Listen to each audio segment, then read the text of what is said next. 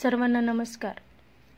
प्रेमासाठी काही पण या कथेचे आधीचे सर्व भाग आपण आधीच आपल्या यूट्यूब चॅनलवर अपलोड केलेले आहेत, तर कृपया ते सर्वांनी आधी पाहावेत, अन्यथा कथा समजण्यास आपल्याला अडचण येईल.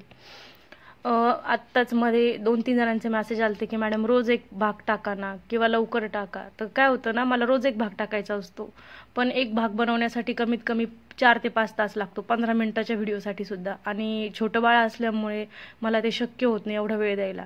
तर जसं मला जमलं ना तसं मी टाकत जात जाईन, तर प्लीज कृपया राग मानू नका कुणी. आता आपण स्टोरीला सुरुवात करू. मागील भागात अमृता आदित्यकडे आरती द्यायला निघाली आणि इतक्यात एक लहान मुलगी धावत आली, अमृताला धडकली आणि अमृता खाली पडणार इतक्यात आदित्य तिला पकडण्याच्या आधीच एका मुलानं तिच्या कमरेत हात घातला आणि तिला जवळ ओढून घेतली आणि सावरली. अमृता तर खूप घाबरली होती. तिच्या हातातलं ताट पडता पडता वाचलं, पण ताटातली सगळी फुलं वर फेकली गेली आणि त्या दोघांच्या अंगावर पडली. त्या मुलाचा हात तिच्या उघड्या कमरेवर होता आणि तो तिच्या डोळ्यात पाहत होता आणि ती भेदरलेल्या घाबरलेल्या नजरेने त्याच्याकडेच पाहत होती. आज तो पहिल्यांदा तिच्याकडे असा एकटक आणि इतक्या जवळून तिला पाहत होता आणि त्याची नजर तिच्या गुलाबी ओठांकडे गेली. आता दोघेही एकमेकांच्या डोळ्यात टक लावून पाहत होते, एकमेकांशी जुनी ओळख पुसून नवीन ओळख करून घेत होते. आता पुढे आदित्य त्या दोघांना तसं एकमेकांच्या मिठीत बघून खूप खुश झाला. त्याच्या मनात आनंदाच्या उखळ्या फुटायला लागल्या. तो एकदा त्या मुलाकडे बघत होता आणि एकदा अमृताकडे. म्हणतात ना, संकटाच्या वेळी जो धावून येतो तोच खरा मित्र असतो. तसंच काही आदित्यच्या बाबतीत झालं होतं आणि त्याला त्या मुलाबद्दल वाटत होतं.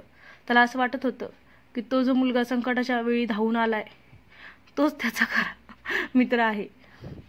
आदित्य बरोबर बाकीचे सर्वही त्यांना तसेच एकमेकांच्या भाऊपाशात बघून आश्चर्यचकित होतात. कोणाला काहीच कळण्याच्या आधीच तो मुलगा अचानक त्या सर्वांच्या समोर आलेला असतो. अमृता आणि त्या मुलाच्या दोघांच्याही अंगावर फुलांची आणि पाकळ्यांची उधळण झाली होती.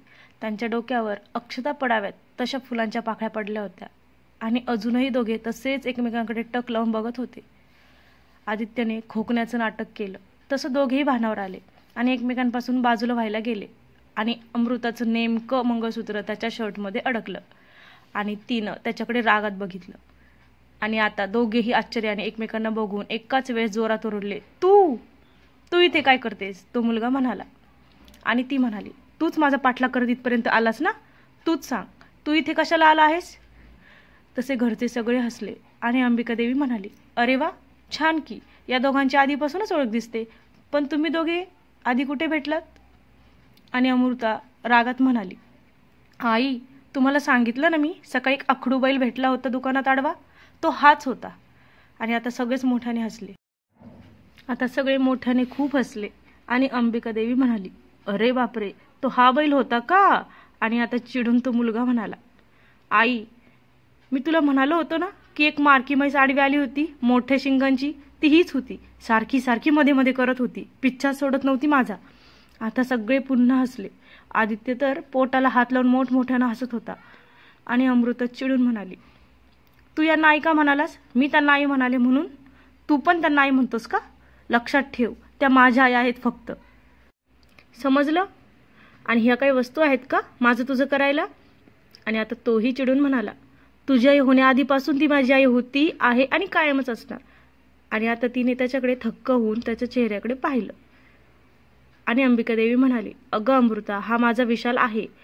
आणि आता तिने डोळेच मोठे केले आणि ती पूर्णपणे गडबडली आणि मनातच म्हणाली, काय, हे विशाल आहेत ज्यांना इतक्या दिवसापासून मला पाहायचं होतं, भेटायचं होतं, ते हे विशाल आहेत? आणि तिला आता त्यांच्यापासून लांबही जाऊन दूर पळता येईना, कारण अजूनही अडकलेलं मंगळसूत्र काही त्याच्या शर्टमधून निघलं नव्हतं. तिची थोडी हालचाल झाली आणि ते अडकलेलं मंगळसूत्र तुटलं आणि तिच्या गळ्यातून पूर्णतः निघून त्याच्या शर्टमध्येच अडकून राहिलं. का कुणास ठाऊक, पण देवाला सुद्धा आदित्य आणि अमृताचं लग्न मान्य नव्हतं असंच वाटत होतं या प्रसंगावरून तरी. मंगळसूत्रातून मणी खाली पडायला लागले आणि ते विशालने अलगद हातात पकडले. तसं अंबिका देवी म्हणाली, विशाल, ते मंगळसूत्र खिशातच ठेव, घरी जाऊन आपण ते शर्टमधून काढू, नाहीतर सर्व मणी खाली पडून जातील. आणि मी सोनाराच्या दुकानात जाऊन अमृता तुझं हे मंगळसूत्र वाढवून घेते, तोपर्यंत तू दुसरं मंगळसूत्र घाल. आणि तिने विशालला हात लावला आणि म्हणाली, ही आपली अमृता. आता तो तिच्याकडे पाहून गालात हसला आणि काय रे तू उद्या येणार होतास ना, मग आज कसा आलास अचानक? आईने त्याचा कान पकडून विचारलं. आई सोड ना, खूप दुखतंय ग, सांगतो सगळं मी, तो म्हणाला. तसा तिने त्याचा कान सोडला.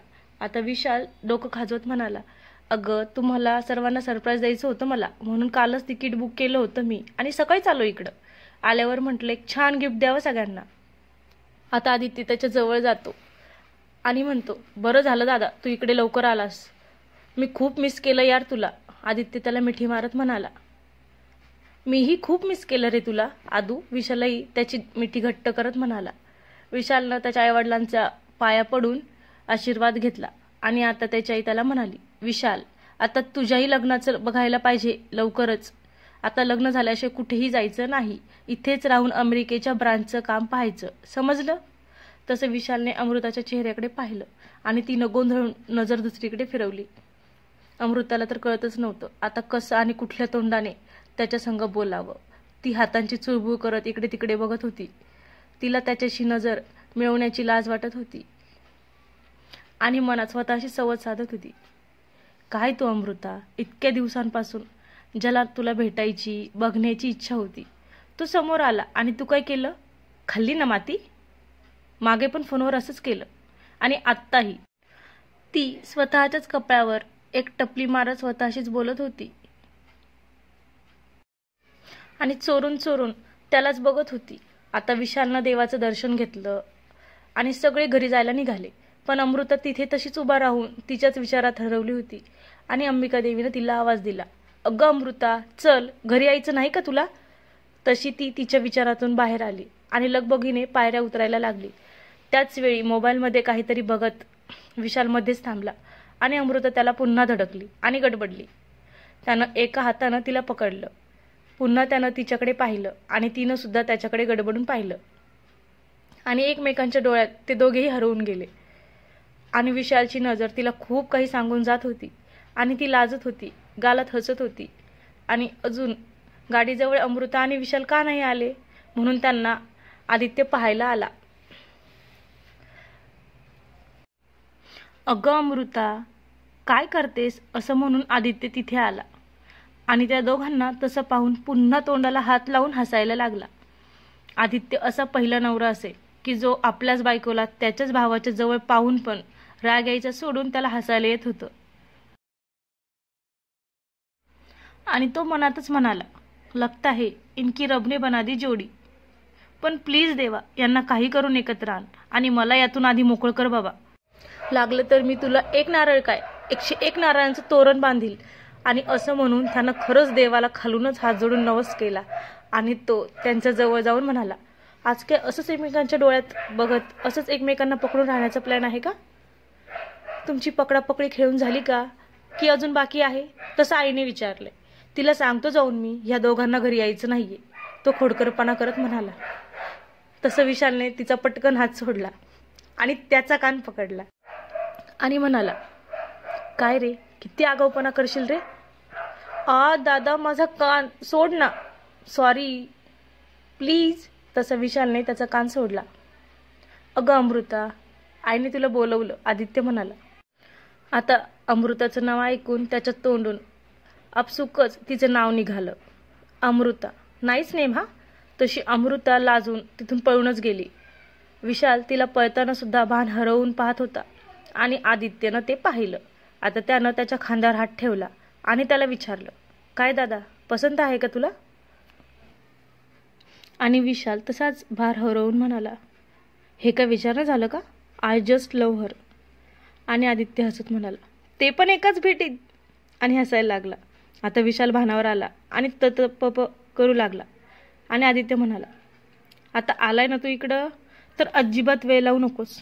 प्रेम करतोस ना, पटकन बोलून टाक. उशीर केल्यावर काय होतं माहीत आहे ना तुला?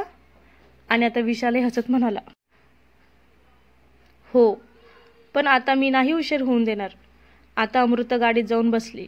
आज खूप खुश दिसत होती ती आणि गालात हसत होती आणि तिनं लाजूनच तिचं तोंड हातांच्या ओंजळीत लपवलं. तिला सारखा सारखा तो प्रसंग आठवत होता. आता आदित्य विशाल गाडीजवळ आले आणि आदित्य मुद्दामून पुढच्या सीटवर जाऊन बसला आणि गाडीत आता फक्त मागच्या सीटवर एकच जागा रिकामी होती. विशालनं आत डोकावलं तर तिथे अमृता आणि त्याला बसलेली दिसली आणि तिच्या शेजारी एक जागा रिकामी होती आणि त्यानं आदित्यकडे पाहिलं आणि आदित्यने त्याला डोळ्याने इशारा केला, जा तिच्यापाशी जाऊन बस. आणि तो आता पुन्हा गालात हसला आणि गाडीचं दार उघडून तिच्या जवळ जाऊन बसला. गाडी घराच्या दिशेने निघाली, पण विशाल अधूनमधून अमृताकडे चोरून चोरून पाहतच होता. तिच्या सौंदर्याला निहाळीत होता. आज तिने साडी घातली होती, गजरा माळला होता, नाकात नथ, हातात बांगड्या, टपोऱ्या डोळ्यांची. लांब केसांची अमृताचं सौंदर्य त्याला घायाळ करत होतं आणि तिच्याकडे कितीही न पाहण्याचा प्रयत्न केला तरी तिच्याकडे पाहण्याला मन धावत होतं. डोळे आणि मनाचं जणू युद्ध चाललं होतं. काही केल्या तिच्यावरून नजर हटतच नव्हती. आणि हे सगळं आदित्य आरशातून पाहून गालात हसत मनातून खूप खुश होत होता.